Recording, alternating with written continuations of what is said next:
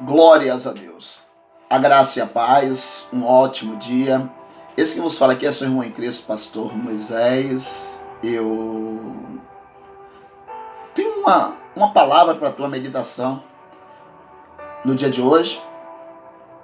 E o tema é mentiras que são contadas dentro da igreja ou que são pregoadas mundo afora. Mas antes de eu começar a ministrar a palavra de Deus, eu venho te pedir que você venha se inscrever neste canal, se não for inscrito, compartilhar esta mensagem aí, deixando aí o seu like e, se possível for, deixar um comentário acerca do tema que nós estamos aqui abordando. A palavra que Deus colocou no meu coração se encontra aqui no livro de João, capítulo 3, versículo 16 a seguir, que fala: porque Deus amou o mundo de tal maneira que deu o seu Filho unigênito, para que todo aquele que nele crê não pereça, mas tenha vida eterna. Porque Deus enviou o seu Filho ao mundo para que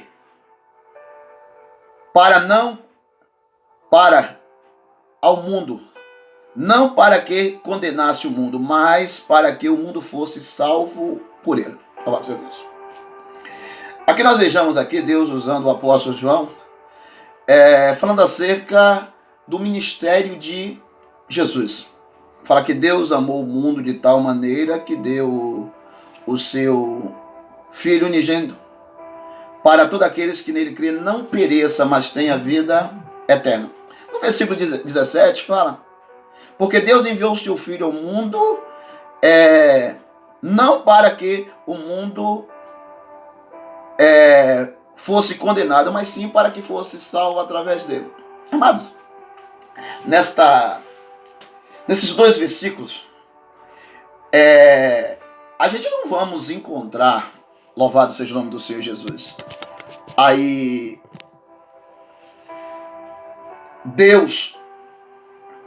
Jesus sendo enviado para fazer muitas coisas que nos oferece da igreja. Porque eu falei assim, muitas mentiras contadas dentro da igreja.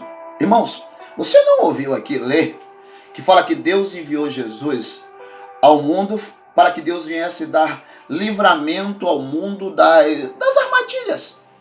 Não.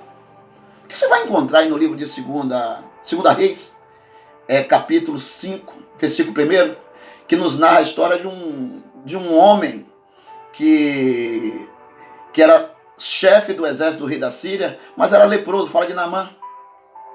E a Bíblia fala que através de Naamã, Deus dava livramento aos sírios. Deus usava Naamã para dar livramento aos sírios. Agora vamos entender quem era Naamã e quem eram os sírios. Lá no livro nesse mesmo livro de 2 Reis, capítulo 5, versículo 18, que depois que Deus fez através de Eliseu um milagre na vida de Naamã, Naamã se converteu ao Deus do profeta Eliseu. Só que Naamã tinha um problema, porque o rei da Síria era idólatra. Aí Naamã chegou e falou para o profeta Eliseu, para que ele, a partir daquela data, não iria adorar outro Deus, a não ser o Deus de Eliseu, mas que Deus viesse perdoar ele, quando o rei da Síria fosse ali ao templo adorar Rimon, e ali aquele rei se ajoelhasse e encostasse nas mãos de Naamã, e Naamã fosse obrigado a se ajoelhar, para que Deus viesse o perdoar. E Deus usou o profeta Eliseu e mandou que Naamã viesse ter paz. Então nós vejamos que Deus dava livramento a um povo que adorava outros deuses. Nós vamos encontrar também, aí no livro de Lucas, capítulo 17, versículo 12 ao 19, que nos narra a história de 10 homens que eram leprosos. Sendo que 9, Jesus sabia que iria curar, mas aquelas pessoas não iria voltar para agradecer. Mesmo assim, Jesus curou aqueles 9 ingratos. No livro de Lucas, capítulo 6, versículo 35, a Bíblia nos narra que Deus é bom para os maus e para os ingratos. Então não necessitava de Deus enviar Jesus para que você viesse ter uma condição de comprar um carro, comprar uma casa, aliviar os problemas familiares, trazer uma prosperidade ou outros itens. O propósito de Jesus aqui na terra foi para livrar o mundo da condenação eterna, livrar a nossa alma do inferno. E nós vejamos que a mercadoria, a promoção que é dada para atrair pessoas é falando que Jesus é cura, mas quem? Pessoas que não creem em Jesus, que não servem a Jesus, não é fiel a Jesus, nos cura. Como eu acabei de frisar, que Jesus abençoava, livrava um povo que servia a outro Deus, servia a Rimon. Jesus curou 9 leprosos que Jesus sabia que não iria voltar. Então assim Deus é com a gente. Só que o propósito do Evangelho, ali quando Deus ali falou através do seu Filho Jesus Cristo, ide por todo mundo e pregar o meu Evangelho a toda criatura. A gente fala o Evangelho de salvação. É o Evangelho da renúncia, a gente abrir mão do pecado. Então são mentiras que são contadas. E essa mentira nos atrai. Nos atrai. Deus não precisava mandar Jesus aqui na terra para trazer prosperidade sobre a sua vida, não. Que nós vamos encontrar muitas prosperidades no Velho Testamento e Jesus não veio aqui na terra, não tinha vida aqui na terra. Deus não precisava mandar Jesus aqui na terra para nos dar livramento e para nos guardar, porque nós vamos ser pessoas que são guardadas, que foram guardadas no Velho Testamento sem a vida de Jesus. Mas seria impossível nós termos a nossa salvação se Deus não enviasse Jesus.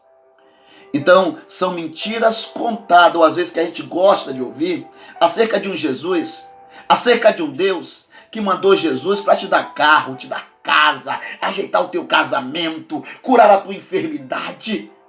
Que Jesus faz tudo isso com não salvo. Deus faz tudo isso com aqueles que fazem a vontade dele e aqueles que não faz. Mas para livrar a nossa alma do inferno, nós temos que aceitar esse Jesus e nos esforçarmos para obedecer a palavra dele. João capítulo 5, versículo 39, Deus nos diz: examinar a escritura, porque ela testifica de mim e acharei nela a vida eterna. O motivo de Deus enviar Jesus aqui na terra foi para nos livrar da condenação. Foi para nossa salvação, não foi para carro, casa, apartamento, ser empresário, porque tudo isso ele faz. E não depende da tua fidelidade para com ele. Agora, a salvação, você tem que procurar, nós temos que procurar ser fiel a ele. Porque a Bíblia fala que Deus procura os fiéis da terra. Que Deus continue falando ao teu coração.